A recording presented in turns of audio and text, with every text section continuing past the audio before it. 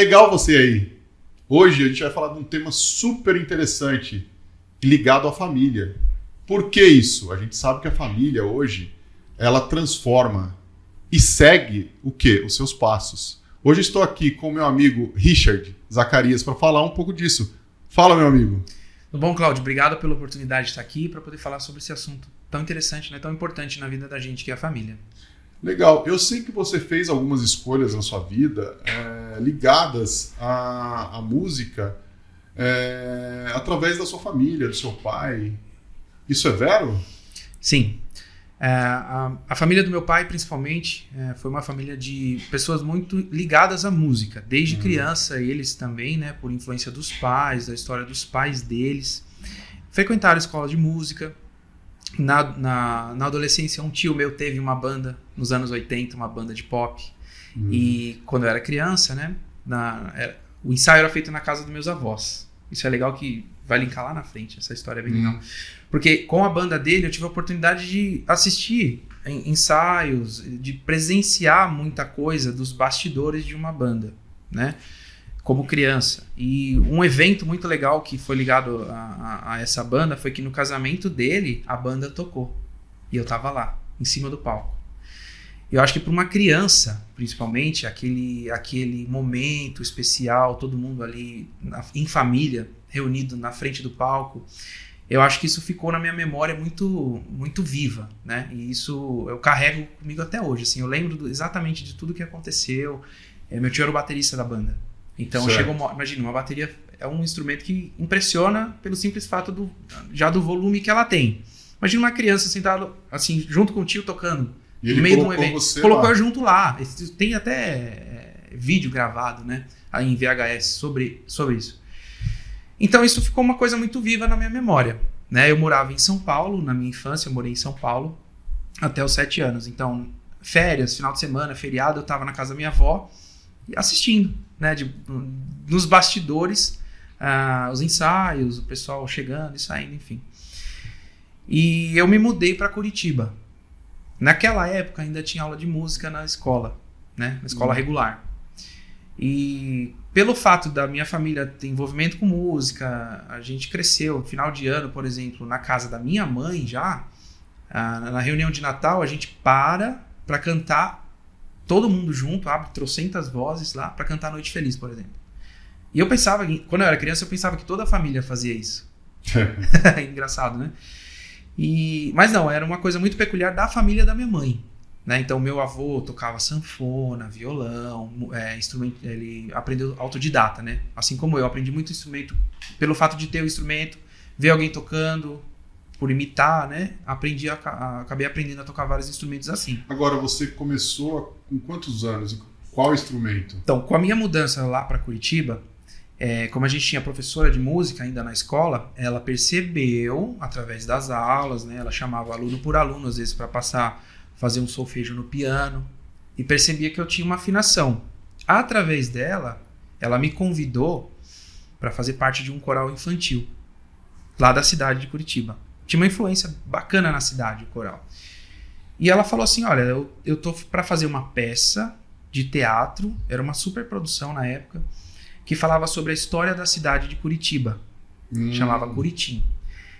E mais uma vez eu me vi dentro de um espetáculo, né? Assim, não sei se por coincidência ou por destino, mas eu estava de repente, de uma hora para outra, dentro do fosso do Teatro Guaíra, junto com a orquestra. Ali, junto com o coral e a orquestra dentro do fosso.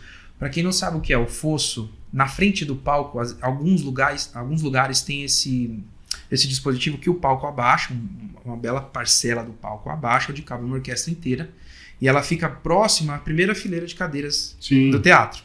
Então, a orquestra inteira fica ali dentro, e o maestro vê a peça. Isso é num teatro em Curitiba. Isso, a peça ela aconteceu dentro do Teatro Guaíra. Imagina, dentro do Teatro Guaíra, que é patrimônio histórico da cidade de Curitiba, acontecendo uma peça contada por crianças desde a época dos índios até a colonização ali daquela região.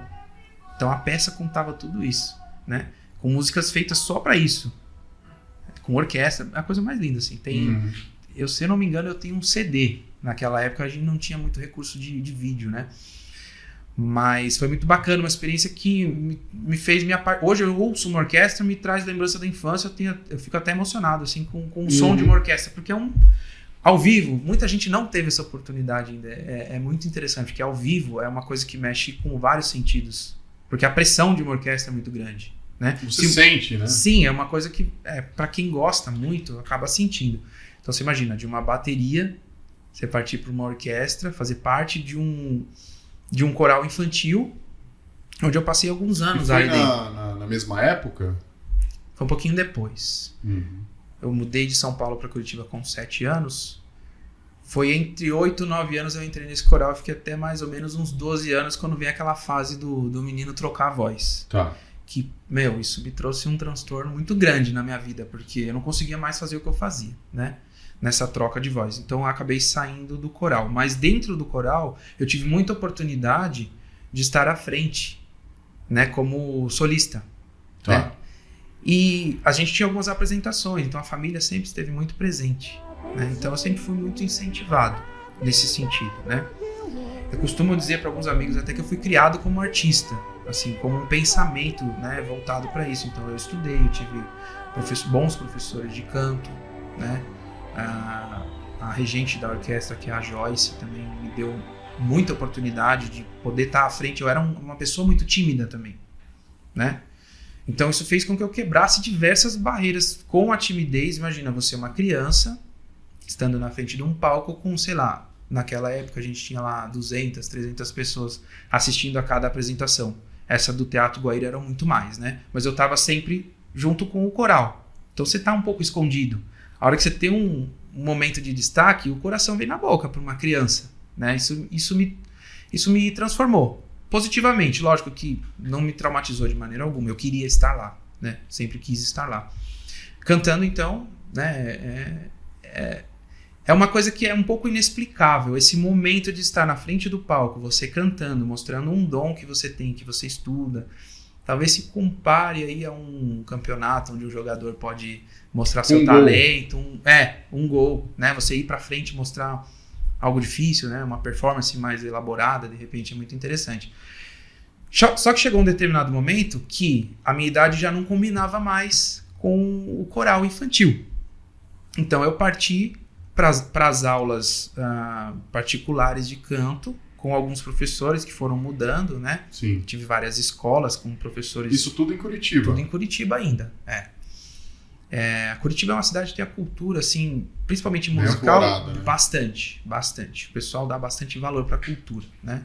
Frequenta teatro, tem esse movimento. Tem esse hábito, tem, é bem interessante. E aí o que aconteceu? Nesse momento que eu saí do coral, eu ainda tinha muita ligação. Através do coral também fiz algumas propagandas de televisão e de rádio, principalmente. E nesse meio tempo, o meu pai, como a gente frequentava a igreja, eu também cantei na igreja durante muito tempo, né? Como a gente frequentava a igreja, o meu pai ficou sabendo que a igreja ia ter um programa de rádio perto de casa. E ele ficou louco, porque ele sempre quis. Né? Igual o pai do Zezé de Camargo e Luciano. Exatamente. Ele falou, como a gente já fazia parte da igreja, é quase isso, né? Ele não comprou as fichas de telefone. Não, nessa época não tinha nenhum disco gravado, nada disso. Mas assim, naquela época, nos anos 90 principalmente, quando a gente escutava falar de televisão e rádio, era um negócio assim que você falava, meu Deus, não sei nem por onde entra. Porque existia essa...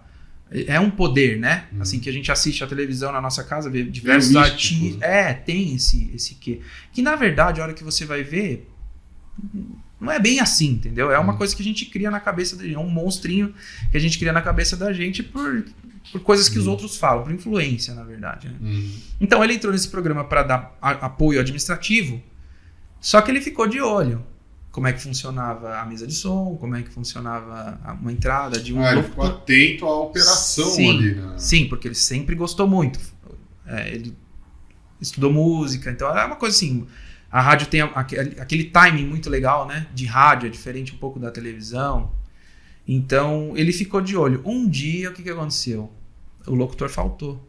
Tinha um locutor que sempre ia fazer isso. Você tinha quantos anos? Isso eu devia ter... entre 10 e 12. Tá. Por aí. Foi 97, 98, por aí. E um belo dia tava lá meu pai anunciando o programa e falando na rádio. Entendeu?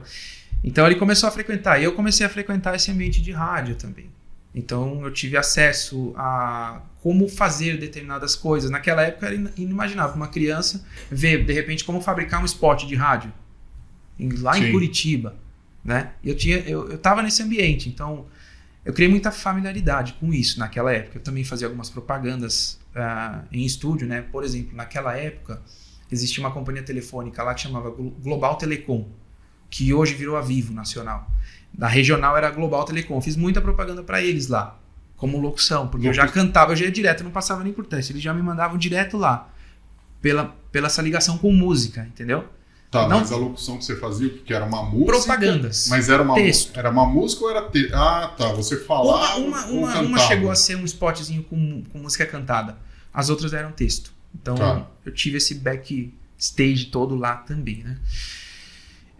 Depois do programa da rádio, existia um programa chamado Capital Rádio Rodeio, que era um programa country na época, em Curitiba, que esse movimento não existia lá na cidade. Na verdade, era até um pouco mal visto, Tá. essa questão de bota e chapéu. E em um ano, isso explodiu.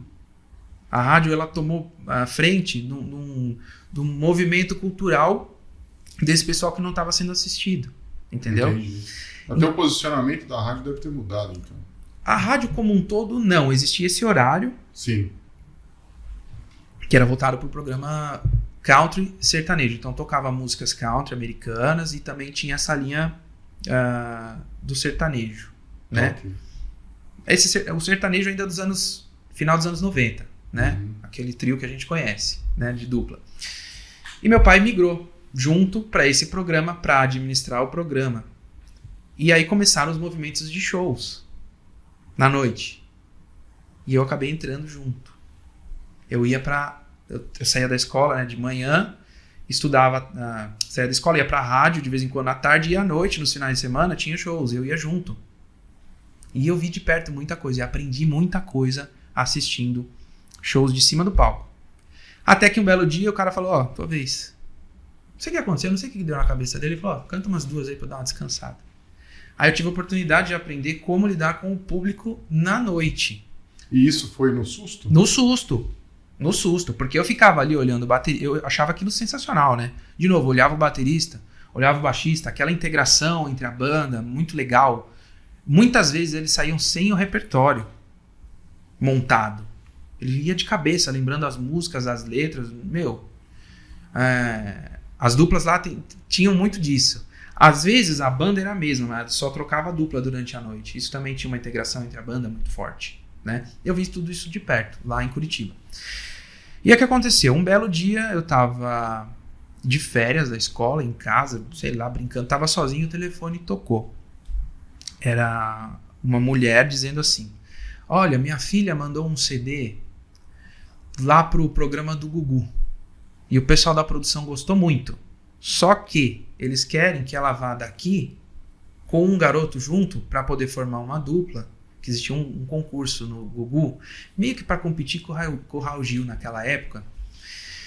Que Isso era lá nos anos 90. Finalzinho, virada dos 90 para os 2000. E eles queriam formar uma nova dupla jovem, nos moldes de Sandy Júnior, naquela época. Só que pra menina ir de Curitiba para São Paulo, e chegar em São Paulo sem dupla, era ruim, porque não ia ter com quem ela ensaiar, ia ser distante, ia pegar uma pessoa de outra cidade, né? Eles não estavam pegando gente muito de longe, mas a moça escutou o disco e gostou tanto da menina cantando, que falou, arruma alguém daí pra você vir junto e vem fazer o teste. Lá de Curitiba. E no telefone a mãe explicou tudo isso, colocou um CD que naquela época a gente ia pro karaokê e gravava cantando no karaokê e passava pro CD. Gravava CD. Ao vivo, né? Direto pro CD, sem muito recurso. E aí ela falou, olha, você topa aí? Eu falei, olha, eu topo, mas eu preciso conversar com os meus pais. Eles não estavam em casa ainda. Aí passou lá umas 2 horas. Você tinha o quê? Uns 16 anos? Não, eu tinha 13 anos. 13 anos. E aí eu combinei que mais tarde ele ia ligar pra ela, né? De repente a gente se encontrar num karaokê pra ver, entrosar, pra ver se dava entrosamento. E rolou, né? Foi assim um entrosamento muito bacana. A menina cantava muito, a Rafa. Um abraço pra ela. Se ela Vocês cantaram o Sandy Júnior? Isso, a gente se preparou para ir pro programa, porque a gravadora, na época, ainda existia muito poder, né, das gravadoras. Eles queriam uma nova dupla, mais nova, né, que Sandy Júnior, pra, não digo para competir, mas ter um produto similar, né, como existiam as duplas sertanejas, né, os moldes de dupla sertaneja, dois caras ou até duas mulheres, naquela época tinha algumas duplas assim. Eles queriam uma dupla mais jovem, porque só tinha Sandy Júnior no mercado. De produto infanto-juvenil, digamos assim, a gente não consegue lembrar de muita coisa. Sandy Júnior, Balão Mágico. Sim. E fica por aí, né? Difícil lembrar alguma coisa nesse sentido. E aí a gente foi fazer o teste e a gente conseguiu entrar. Então, de repente, de Curitiba, para uma apresentação de 300, 400 pessoas, eu ia entrar ao vivo num programa de rede nacional, junto com ela, para competição. Então, isso sem apoio da família, de novo. Isso só cantando? Cantando, isso. As músicas eram as mesmas de Sandy Júnior, era uma base que a gente cantava ao vivo. Né? Então, imagina a pressão. Você entrar num programa ao vivo. Com 13 anos. Eu estava na virada de 13 para 14 anos ali já. Que passou um certo tempo, né, entre a ligação e ir até a televisão cantar. Eu tive 3 oportunidades de aparecer na televisão, né? E foi muito legal. Porque através dessas aparições, o resultado da competição foi totalmente ao contrário do que a gente esperava. No fim, eles formaram um quarteto. Pegaram 2 duplas e formaram um quarteto, né? Só que a gente acabou saindo antes. E assim, pra mim foi bom ter saído naquele momento. Eu tive dupla com homem, dupla com mulher, antes disso tudo. Vim um pouquinho do sertanejo, um pouquinho dessa história de pop, rock e caí numa banda de baile. Dentro dessa banda de baile foi onde a minha escola, a principal escola, eu digo. Porque dali eu tive influência de músicas de tudo quanto é época. Né? Desde rockabilly, anos 50, vai passando, 60, boleros, pop internacional, pop rock. Você vai fazendo de tudo. Forró, sertanejo dos antigos, sertanejo universitário, vocais muito fortes. Nessa época era baile à noite. Isso, os bailes de formatura, né? E tudo isso você tinha um objetivo? Você estava pensando assim, eu estou fazendo isso para chegar em determinado momento, ter uma carreira solo? Sim, eu sempre soube que eu precisava de experiência. De alguma maneira, eu vim vencendo a timidez, né? As pressões que a gente tem como cantor por estar na frente do palco são muitas, né? Não é simplesmente subir lá e cantar. Eu nunca gostei de ler letra, por exemplo, mas às vezes era extremamente necessário, porque a música era ensaiada uma semana antes e você precisava de um certo apoio ali, porque não existia recurso, playback, essas coisas. Você tinha que cantar e não podia errar, porque se você errar, você derruba a banda inteira. Derruba bailarino, derruba todo mundo. Então todo mundo se virando. Às vezes acontece. Tem né? Uma certa sincronia. Sim, tudo é muito ensaiado. Tudo precisa ser muito bem ensaiado. Os momentos todos precisam ser ensaiados, porque todo mundo precisa saber o que acontece o tempo inteiro. Então aí sim, sempre tinha um repertório bem elaborado, a gente tinha noção do que estava acontecendo, tinha troca de roupa, bailarina em cima do palco, os grandes palcos que eu toquei, né? Sons muito bons também, equipamentos muito bons, instrumentos muito bons, músicos excelentes. Aí você cantou durante a noite. Isso, aí o que aconteceu? Ao longo do tempo eu vim aprendendo autodidata, né? Não tive aulas de violão. Aí nessa época da banda eu precisei acelerar esse processo, né? Então sobrava um tempinho para bateria, sobrava um tempinho pro teclado, né? Aonde eu tinha oportunidade de ir lá mexer, eu ia. Eu sempre fui muito curioso, né, com relação a isso. Então eu aprendi a gravar assim também, né? Gravar multipista, editar som, multipista, tudo nessa época aí. A banda sofreu. Você com 17 anos... Até os 30, mais ou menos. Tá, isso tudo em São Paulo? Tudo em São Paulo. Aí o que aconteceu? E vocês faziam músicas próprias? Sim. A gente começou com música própria. Aí apareceu uma oportunidade de tocar numa escola para fazer um Halloween. A gente foi fazer o Halloween. Colocou um repertório de outras músicas também, porque ninguém conhecia nossas músicas. Então a gente colocava as nossas músicas no meio do repertório. Aí a banda foi crescendo, foi se modificando. A gente passou por gravação de disco, né? Com a banda. E aí a gente tentava oportunidades para tocar em locais mais legais, né? Até que um dia a gente foi, naquela época, numa web rádio. A gente foi convidado para ir numa web rádio. Fez a entrevista e no final o DJ falou, pô, eu tenho um lugar que acho que é legal para vocês tocarem. E a gente começou a tocar nos barzinhos da Vila Madalena. Entendi. Lá em São Paulo. Isso era pop rock? Era mais pop rock, pop, nacional e internacional. A gente ficou um belo tempo numa casa chamada Infarta Madalena, lá na Vila Madalena. E depois a gente foi para uma outra casa, que hoje não existe mais, na Rua dos Pinheiros, lá. Na época chamava Happy News. A gente ficou lá durante 10 anos. Fixo nessa casa. Né? Então a gente tocou muitos anos. A banda sofreu transformações, né? Os integrantes do começo só sobrou eu, né? Que legal. E aí no decorrer da banda os integrantes foram mudando. Originalmente mesmo só ficou eu, né? E dessa época aí, dessas músicas que você compôs junto com a sua banda, tem alguma aí que você pode estar mostrando pra gente hoje? De composição minha. Eu vou deixar depois eu vou pedir pro pessoal deixar o link. Tem um vídeo no YouTube bem legal que pra época eu acho que foi um boom bacana, porque, fazem 13, 14 anos isso aí. Esse vídeo bateu 50 mil visualizações no YouTube. Pra aquela época, pra gente, foi um resultado bacana, legal, né? Muito legal. Mas uma das músicas que... Na verdade, essa música não é minha, tá? Essa música é de um parceirão meu, o Feio, Sérgio Carrer. Essa música tá no disco dele e ele me deu de presente essa música num futuro, digamos assim, que eu posso colocar ela no meu disco. Legal, né? Legal. E é uma música que eu cheguei a fazer uma gravação dela, foi uma das únicas músicas que na minha história que eu entrei no estúdio para gravar e saiu de cabo a rabo, sem parar. Comecei a cantar e é uma música assim que ela tem um tema muito emotivo. Na gravação eu quase não consegui me segurar, né? Vinha as lágrimas nessa música porque ela é um tema muito que mexe muito, muito sensível. É muito sensível. Não vou dizer que foi uma história que eu passei, mas a história da música é tão envolvente que ela emociona muito. Vou ver se eu vou cantar. Né? Então toca um pedacinho pra gente ir pra quem.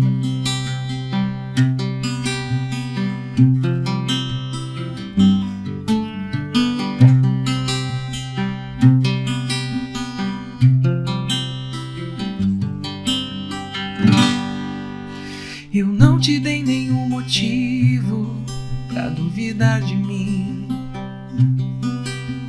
Eu já não suporto mais ser tratado assim. Eu fiz de tudo, eu asseguro, mas você não se convenceu. E vai embora e joga fora esse amor que ainda é seu. Eu sei que vai tentar achar em outro corpo seu prazer. E muito tempo vai passar até você se arrepender. E quando você perceber que foi pura ilusão, vai descobrir que este caminho te levou pra solidão. E vai querer voltar pra mim, mas não vai chorar se me perder. É você quem vai me fazer sofrer, e nada mais será igual depois que terminar. Por isso pense bem antes de agir, se tem razões pra você partir, não terá razões pra voltar pra mim. Bacana, bacana. Essa música te emociona? Sim. Ela tem uma história, então? A história dela é muito envolvente. E algumas músicas, elas têm esse poder. Quando a gente compõe, né? Eu tive aulas com o Feio, que é o escritor, o compositor dessa música. A gente tem algumas regras e a gente tem que tentar fazer com que as pessoas se identifiquem com essa música, né? A música, ela tem esse poder de mexer com a gente. Eu fico emocionado com essa e outras músicas. Que eu acho. E você já cantou essa música ao vivo alguma vez? Essa música, ela não saiu ainda. Ela é uma música que foi me dada com muito carinho de presente, né? Como quando a gente tem uma música de um compositor, ele precisa liberar essa música, né? E o Feio gentilmente me cedeu essa música para caso eu tenha a gravação de um disco, né? Na verdade, ela já está gravada, mas assim, ao editar esse disco e soltar ele e lançar, ele me liberou essa música, né? Para poder trabalhar ela numa rádio, numa televisão, etc. Num clipe, etc. Então, eu tive a oportunidade de conhecer algumas pessoas através da música. A música, ela é muito transformadora, ela me ajudou em muitos sentidos, principalmente na questão da timidez, sempre com muito apoio da família, né? E me trouxe a oportunidade de também poder mudar de vida, né? Porque a música ela traz, como é que eu posso explicar?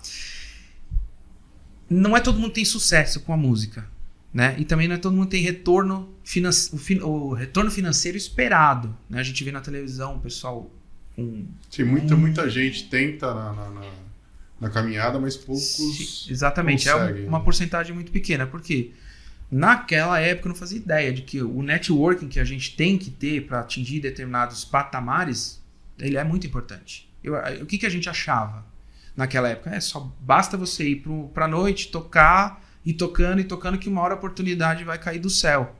Para alguns funciona assim, para outros não, né? Mas assim, o resultado que eu tive com esse aprendizado todo me trouxe para um outro caminho. Que foi o quê? Num desses shows, eu conheci a minha esposa. Que bacana. Entendeu? Ela era daqui de São José dos Campos. A prima dela, às vezes, ia no show, ela era amiga de um dos meninos da banda, amiga de escola. E às vezes ela ia. E um dia ela convidou, né, a minha esposa Tabata, pra ir ver esse show. Ela falou, nem vou, tô doente, vou ter prova semana que vem, prova final da faculdade. Aí a prima dela insistiu. E aí ela acabou indo e a gente acabou se conhecendo num desses shows. E a gente se conheceu, começou aí ela começou a ir pra lá, eu comecei a vir pra cá.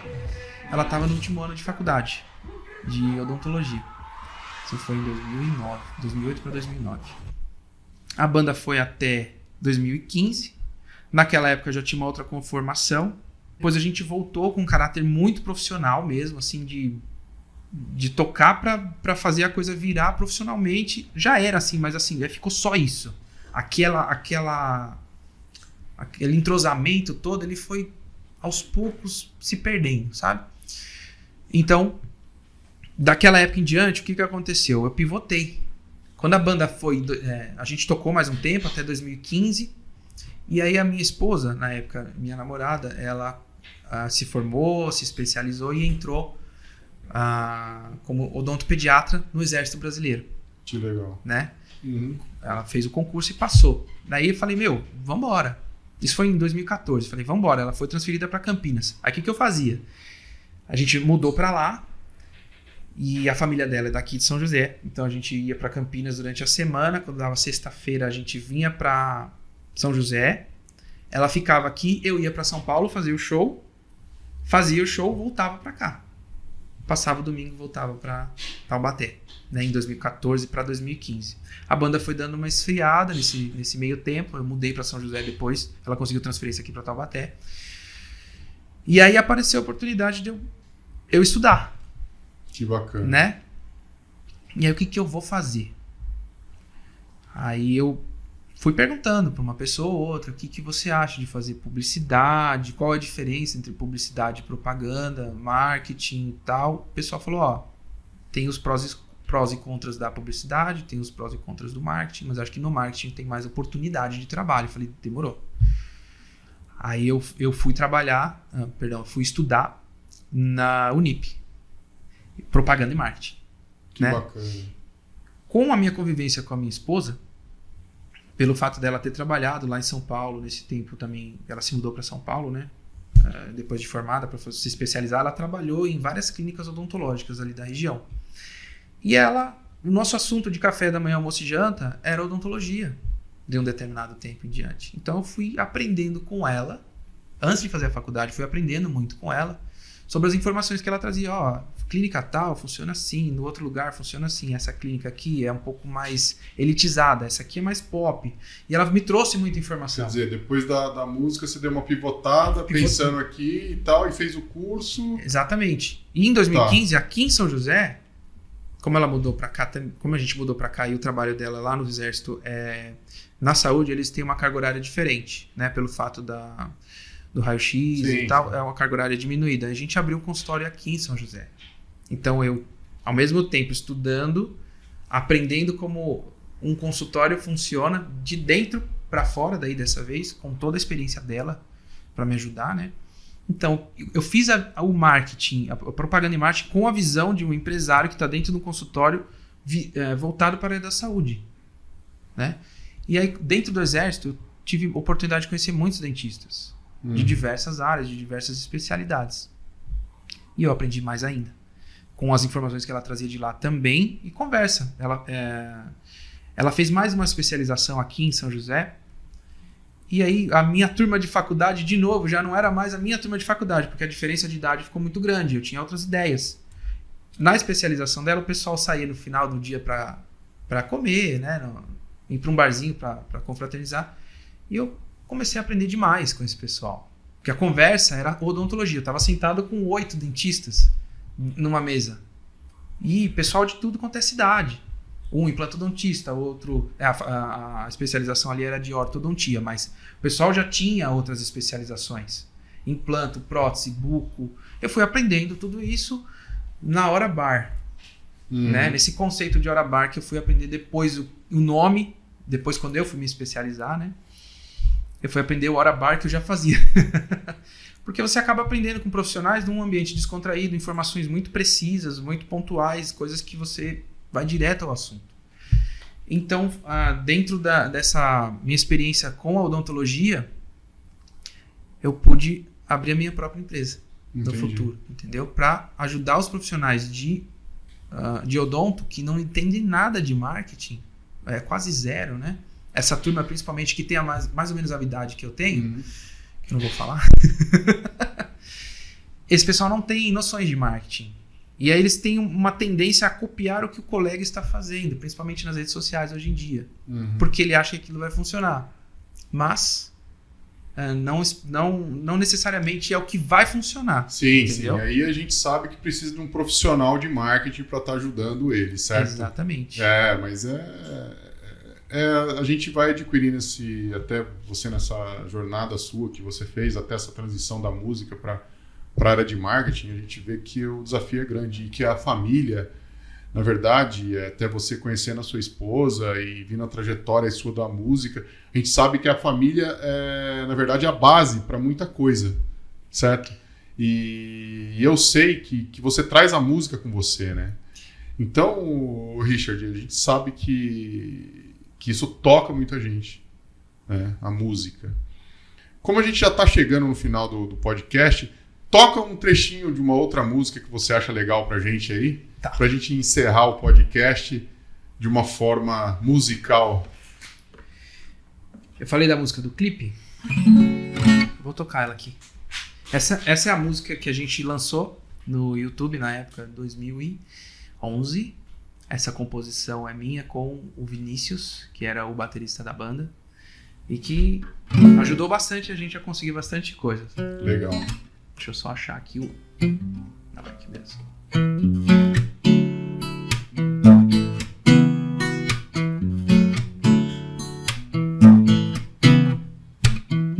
Pouco a pouco chego mais perto de um vício de uma história que eu não sei o final. Eu agradeço por você existir e ser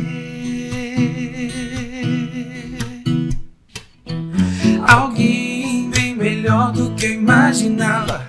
Congelo os dias, conto o tempo só pra te admirar. Não consigo mais não pensar em nós dois. Tudo que eu vejo me faz lembrar. Você me faz tão bem. Não se preocupe se o sol não nascer pra você. Amanhã estaremos sorrindo, brincando e correndo, feito crianças.